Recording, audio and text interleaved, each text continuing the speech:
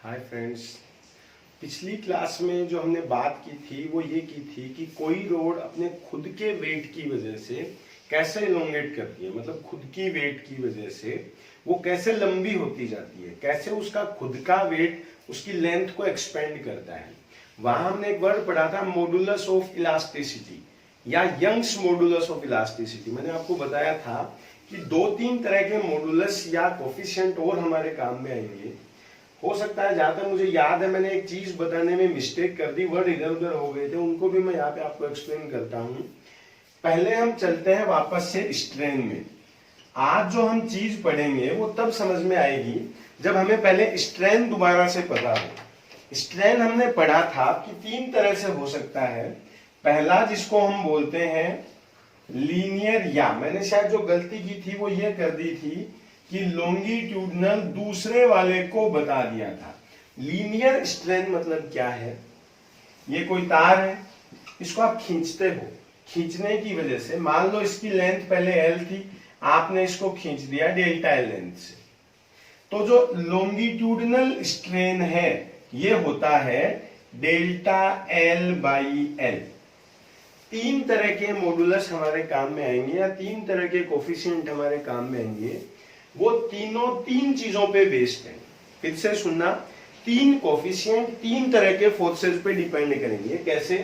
पहला हमने लिया है लीनियर या लॉन्गिट्यूडनल स्ट्रेन। कैसे जनरेट होता है? आप इसको यहां से पकड़ोगे और पकड़ के नीचे खींचते हो। अब जब खींचते हो तो आप इस पे कैसा स्ट्रेस डालते हो? दैट इज लीनियर या लॉन्गिट्यूडनल स्ट्रेस। क्या डालते हैं हम यहां से इस पे? लीनियर या सेम लॉन्गिट्यूडनल स्ट्रेस।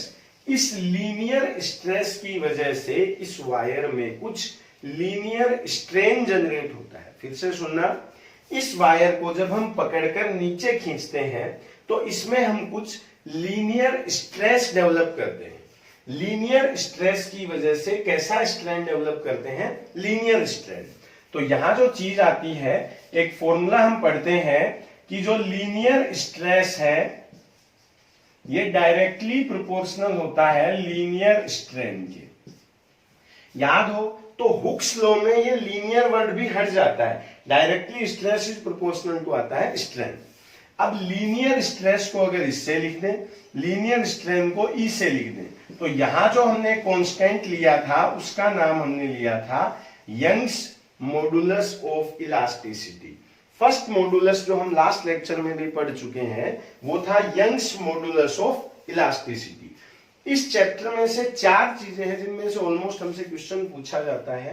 पहला, जैसे हमने इस पे तीन तरह के क्वेश्चन किए थे, वो सीट मैंने उस दिन डिस्क्रिप्शन में इसलिए नहीं डाली थी क्योंकि ये तीनों कोफिशिएंट पढ़ने के बाद ही हम क्वेश्चन कर पाएंगे।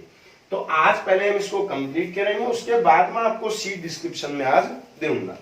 दूसरा स्ट्रेन हम पढ़ते हैं जिसको बोलते हैं शियर स्ट्रेन। पहले हम बात करते हैं शियर स्ट्रेस की। शियर का मतलब क्या है? इसको बोल सकते हैं, देखो लीनियर की वजह से तो लेंथ चेंज होती है, इसकी वजह से शेप चेंज हो जाती है। मतलब जो बॉडी हम ये देखते हैं कि मान लो ये कोई ऑब्जेक्ट यहां है इस तरह से, इसको यहां से हम कर देते हैं क्लैंप।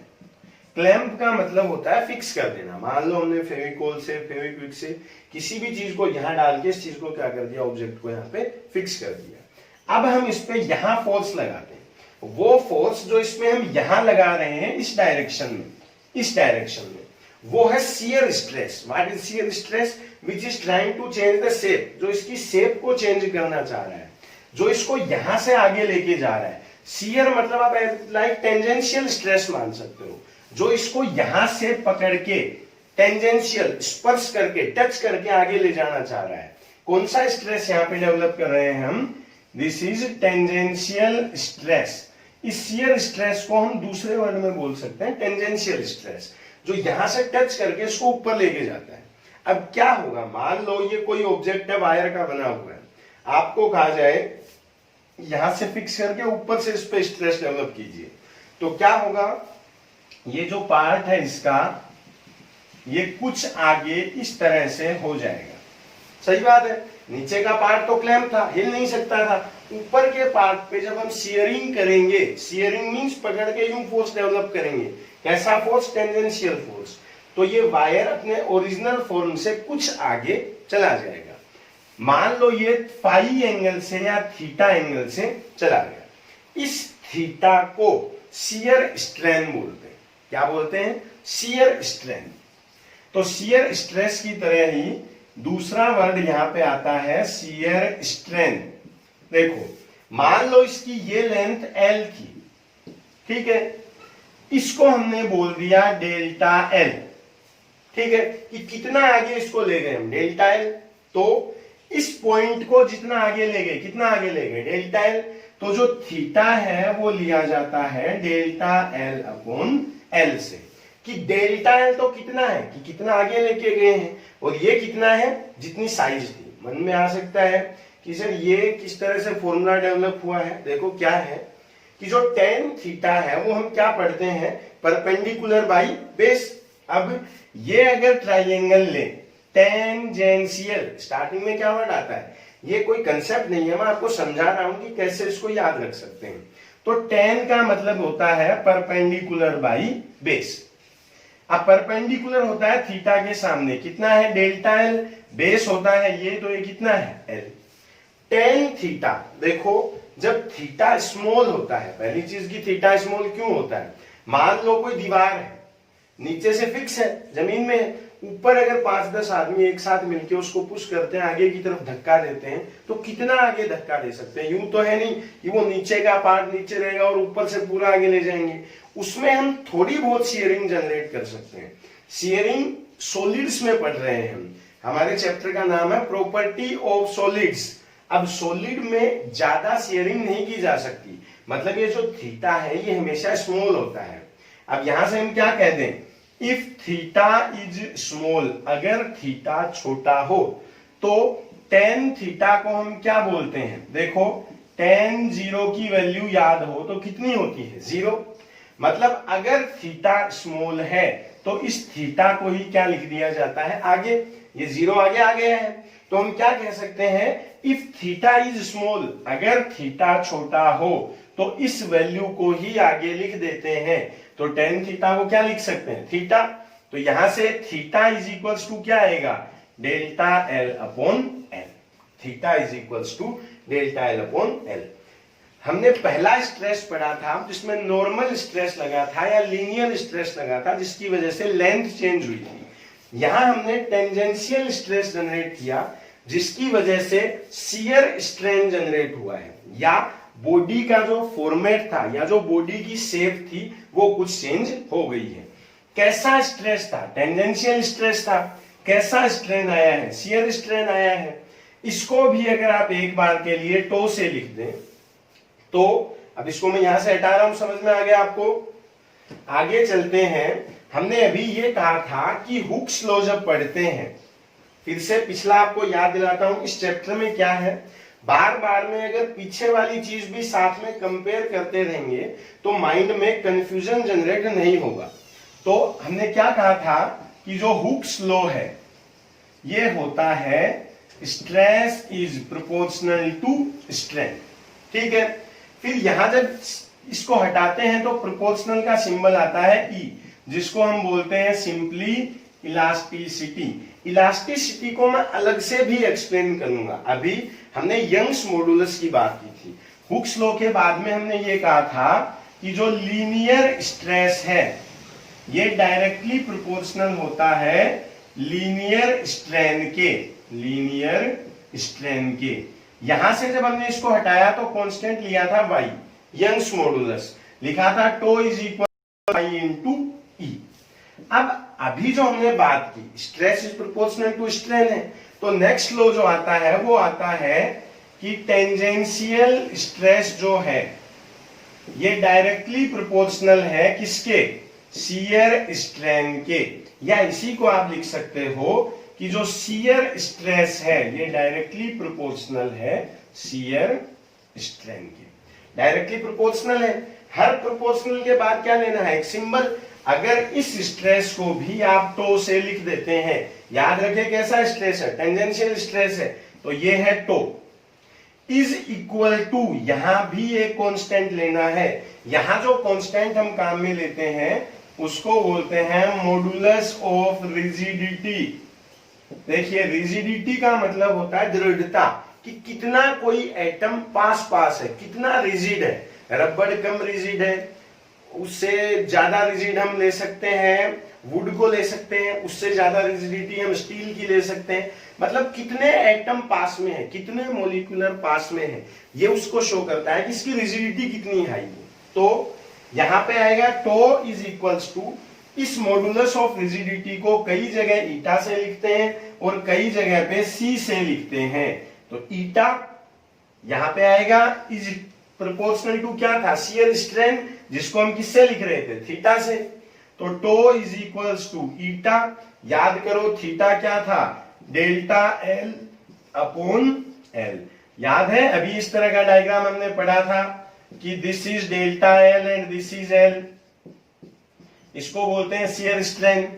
तो टो इज इक्वल्स टू होता है एन इंटू थीटा, और थीटा की जगह क्या लिख सकते हैं, डेल्टा एल अपॉन एल। तो यहां पे हमने बात की दूसरे मॉडुलस की, जिसका नाम है मॉडुलस ऑफ रिजिडिटी या दृढ़ता गुणांक, जिसको ईटा या सी से लिखते हैं। आता कहां से है, tangential stress is proportional to tangential strength. जब फॉर्मूले में इस प्रोपोर्शनल के सिंबल को हटाते हैं तो यहां से जो वैल्यू मिलती है वो मिलती है ईटा की, जिसको क्या कहा है हमने, tangential stress is proportional to tangential strength. अब हम चलेंगे तीसरे मॉडुलस की तरफ। उसको समझने से पहले जरूरी है हम समझें तीसरे स्ट्रेन को, जिसको बोलते हैं वॉल्यूमेट्रिक स्ट्रेन। क्या क्या स्ट्रेन पढ़ चुके हैं हम, लीनियर स्ट्रेन, शियर स्ट्रेन। तीसरे स्ट्रेन पे हम आते हैं वॉल्यूमेट्रिक स्ट्रेन। वॉल्यूम किस चीज का नॉर्मली हम लेते हैं, लिक्विड का लेते हैं, या मान लो सॉलिड पे भी बात करें, ये कोई रबर की बॉल है, इसको आप कंप्रेस करते हो। मान लो रबर की बॉल आपके पास में है, वो आती है इमोजी वगैरह बनेगी, उस बॉल को आप यूं कंप्रेस करते हो, चारों तरफ से इस पे प्रेशर जनरेट करते हो। ये लो क्या जनरेट करते हैं, प्रेशर जनरेट करते हैं। ये लो प्रेशर जनरेट जब करते हैं तो बॉल हो जाती है। मान लो ये हो गई इस तरह से, ठीक है। ओरिजिनल वॉल्यूम जो इसका था वो था इसका V। अब मान लो चेंज इसमें आ गया डेल्टा V, कितना आ गया, डेल V, या डेल्टा V इसको बोलते हैं। तो जो वॉल्यूमेट्रिक स्ट्रेन है इसको किससे लिखेंगे, डेल्टा V अपॉन V, क्योंकि फॉर्मूला क्या है स्ट्रेन का, चेंज अपॉन ओरिजिनल। तो ऊपर क्या आएगा, चेंज इन वॉल्यूम, और नीचे क्या आएगा, अपॉन ओरिजिनल वॉल्यूम। ये आ गया टाइप 2। अब वही बात है, अगर आप बॉल को यूं पकड़ते हो, पावर उस पर अप्लाई नहीं करते हो, पावर अप्लाई नहीं करोगे, प्रेशर अप्लाई नहीं करोगे तो बॉल स्क्वीज नहीं होगी।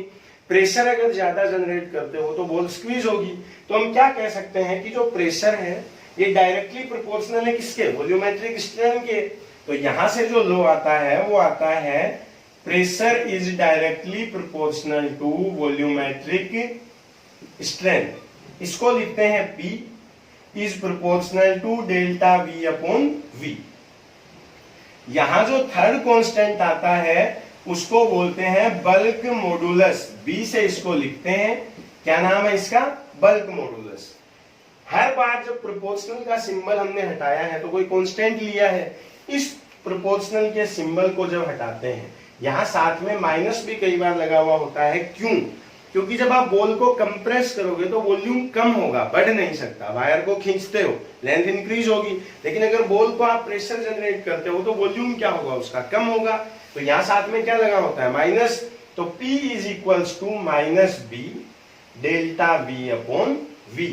ये आ गया यहाँ पे क्या, बल्क मॉडुलस। 3 तरह के मॉडुलस हमारे पास आ चुके हैं, यस मॉडुलस, दूसरा जो आया था वो आया था मॉडुलस ऑफ रिजिडिटी, और तीसरा जो आया है वो आया है बल्क मॉडुलस। ये आप स्ट्रेन अगर समझ चुके हैं तो यहीं से एक चीज और हमें याद रखनी है, एक डेफिनेशन आती है कंप्रेसिबिलिटी, कि किसी बॉडी को कितना ज्यादा कंप्रेस आप कर सकते हो।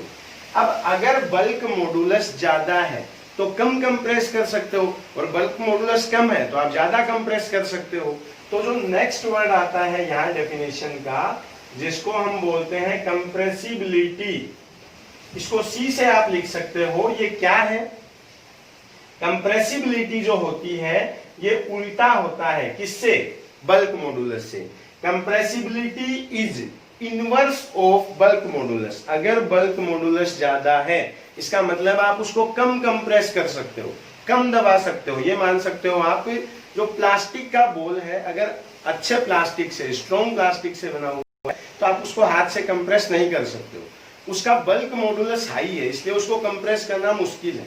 सेकंड, जो आप एक रबड़ की बॉल देखते हो 10 रुपए 20 रुपए की जो आती थी पहले, आजकल बंद हो गई है, उसको आप उस प्लास्टिक के कंपैरिजन में ज्यादा कंप्रेस कर सकते हो।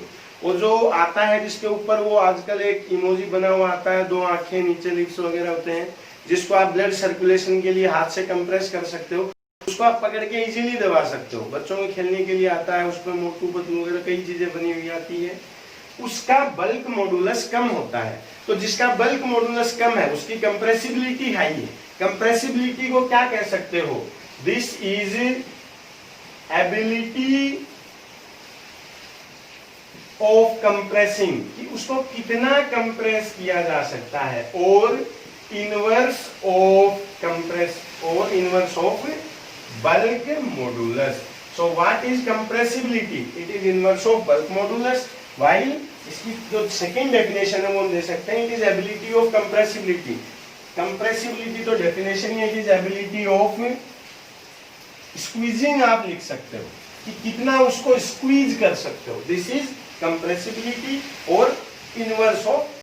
ठीक है, तो हमें 2 चीजें करनी है। एक तो करना है अभी एनर्जी, कि सॉलिड्स की एनर्जी कैसे दी जाती है, और दूसरा हमें इसका करना है स्ट्रेस स्ट्रेन कर्व।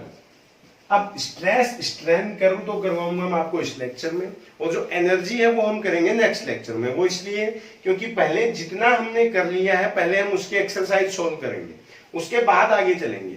अब क्या करना है हमें आज? स्ट्रेस स्ट्रेन कर्व को। दिखने वाली बात है कि इसको भूल जाते हैं। एक बार हम प्रैक्टिकल एस्पेक्ट में चलते हैं कि मान लो कोई प्लास्टिक की ये रोड है, इसमें आप क्या करते हो, इसको यहां से पकड़ के यहां से मोड़ना शुरू करते हो। जस्ट इमेजिन करो कि रोड के इस पार्ट को फिक्स करके यहां से अगर इसको बेंड करना शुरू करते हैं तो पहले एक लिमिट ऐसी आएगी जिसपे आप यहां से छोड़ते हो तो छोड़ते ही ये रोड वापस सीधी होगी। आयरन हो, प्लास्टिक हो, कोई भी चीज हो, इसको आप यहां से पकड़ते हो। अब ये मार्कर तो खैर नहीं होगा, इसकी इलास्टिसिटी उतनी हम कंपेयर नहीं कर सकते। अगर ये फुली रोड होता, रबड़ हो, स्टील हो, आप इसको थोड़ा बेंड करके छोड़ते हो तो ये वापस सीधा होगा। जैसे आप स्प्रिंग को खींचते हैं, खींच के छोड़ते हो तो वो वापस स्ट्रेट होगा। इसको सबसे पहले बोलते हैं इलास्टिक लिमिट। इलास्टिक लिमिट वो है जहां जिसमें अगर किसी ऑब्जेक्ट को खींच के या इसकी शेप चेंज करके छोड़ दिया जाए तो वो वापस अपने शेप में चला जाता है। इसके बाद अगर आप और मोड़ते हो तो एक ऐसा स्टेज आएगा कि जितना ज्यादा आप मोड़ोगे उतना ज्यादा वो करेगा, मतलब जितना आप स्ट्रेस डेवलप करोगे उतना ज्यादा उसमें स्ट्रेस आना शुरू होगा। मतलब इलास्टिक लिमिट खत्म हो चुकी है, लिमिट ऑफ प्रोपोर्शनलिटी बची हुई है। सेकंड पे क्या करते हैं हम? लिमिट ऑफ प्रोपोर्शनलिटी बची हुई है। थर्ड, अब स्प्रिंग को अगर या इस रोड को अगर आप और खींचते हो तो एक ऐसा शेप आएगा जो आपकी स्प्रिंग इतनी बड़ी थी उसकी लेंथ कुछ इंक्रीज हो जाएगी। मतलब स्प्रिंग अपने एक्चुअल लेंथ पे वापस नहीं जाएगा, एक्चुअल फॉर्मेट में वापस ट्रांसफॉर्म नहीं होगा। और अगर आप खींचते हो तो वो जो उसके सर्कुलर वायर्स हैं वो स्ट्रेट होते जाएंगे, और ज्यादा खींचते हो तो वो अपना शेप खो देगा। फिर खींचोगे तो वो वायर टूट जाएगा वहां से। सबसे पहले खींच के छोड़ने पे वापस अपने शेप में आएगा, फिर धीरे धीरे अगर ये रोड हो तो वो प्लास्टिक का जो जहां से आप बेंड कर रहे हो एक एज, वहां से व्हाइटनेस आना स्टार्ट होगा। अब वो वापस अपने फॉर्म में नहीं आएगा, और ज्यादा अगर आप खींचते जाओगे तो वो वहां से रैप्चर कर जाएगा, टूट जाएगा। इस चीज को हमें अब ग्राफ पे समझना है।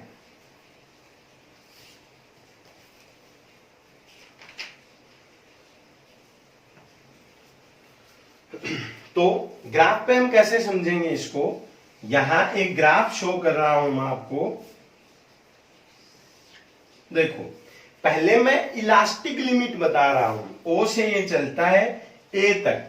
इलास्टिक लिमिट क्या है, मैं साथ में नोट करता जा रहा हूं, this is elastic limit. Elastic limit क्या है, आप स्प्रिंग को खींचते हो छोड़ते हो तो वो वापस अपने शेप में आ रहा है। स्प्रिंग को खींचते हो छोड़ते हो तो वो वापस अपने शेप में आ रहा है। रोड है, बेंड करते हो छोड़ते हो तो वो वापस अपने शेप में आ रहा है। ये है इलास्टिक लिमिट। और ज्यादा खींचते हो तो एक ऐसा शेप आएगा कि जितना ज्यादा आप खींचोगे उसमें उतना एक्सपेंशन आता जाएगा। रोड को आप जितना मोड़ोगे वो मुड़ता जाएगा। थोड़ा ये जो स्ट्रेट लाइन था ये अब चेंज हो रहा है, ये कुछ इस तरह से हो गया है। देखिए जो प्रोपोर्शनल लिमिट है वो चल रही है, मतलब जितना आप ज्यादा खींचोगे उतना ज्यादा उसमें चेंज आता जाएगा। लेकिन इस लिमिट को इलास्टिक लिमिट की जगह बोल दिया जाता है बी पॉइंट तक। ए बी जो है ये है लिमिट ऑफ प्रोपोर्शनलिटी। इसको क्या बोल देते हैं, लिमिट ऑफ प्रोपोर्शनलिटी। इधर साइड में मैं लिख भी दूंगा कि समझते जा रहे हैं। अब क्या होगा, आप जब मोड़ेंगे यूं इसको प्रेस करेंगे तो ये वापस अपने शेप में आना बंद हो जाएगा। उसके एक एज पे व्हाइटनेस जनरेट होती जाएगी। आप स्ट्रेस ज्यादा अप्लाई करेंगे भी क्योंकि वो अपने एक्चुअल फॉर्म से चेंज हो चुका है। स्ट्रेस ज्यादा डेवलप करना पड़ेगा। इधर हम शो कर रहे हैं स्ट्रेस को और इधर हम शो कर रहे हैं स्ट्रेन को। अब जब आप और पावर उस पर जनरेट करोगे तो स्ट्रेस ज्यादा अप्लाई करना पड़ेगा, स्ट्रेन कम आएगा। तो ये जो स्ट्रेट जाती हुई लाइन थी ये कुछ यहां नीचे मुड़ जाती है, मतलब स्ट्रेन जो है वो कम होने लग जाता है क्योंकि आप उसको मैक्सिमम खींच चुके हो। इस पॉइंट को आप बी से सी तक बोल सकते हो यील्ड लिमिट। यील्ड का मतलब क्या होता है, व्हाइटनेस ऑफ एज। ये कोई फिजिकल डेफिनेशन इसकी नहीं है, मैं यील्ड का आपको एक इमेजिनेशन माइंड में दे रहा हूं कि अगर आप प्लास्टिक की रोड को बेंड करते हो तो एक एज से व्हाइटनेस उसमें आएगा। इसके बाद अगर आप खींचोगे तो वो एक पॉइंट पे आके कहेगा कि सर मुझे खींचना बंद कर दीजिए, अगर आप खींचेंगे तो मैं टूट सकता हूं। तो सी के बाद डी जो पॉइंट आता है इसको बोलते हैं अल्टीमेट पॉइंट। बस अब वो पॉइंट के ऊपर है, अगर आपने अब खींचा तो वो टूट सकता है। इसके बाद अगर खींचा जाए ई तो यहां पे रैप्चर हो जाता है या फ्रैक्चर हो जाता है।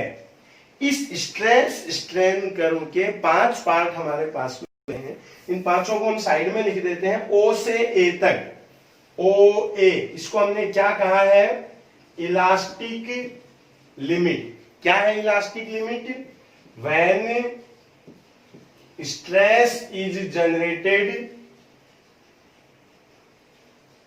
body comes back to its shape। अपनी शेप में ये क्या आ रही है वापिस। दिस इज ओ ए से बी, इसको आपने क्या कहा है, limit of proportionality. Proportionality limit क्या है, इसको बोलते हैं when stress is directly proportional to strain. जब वो दोनों डायरेक्टली प्रोपोर्शनल एक दूसरे के हैं। ये आया बी तक। बी से सी क्या था, B C, this is yield limit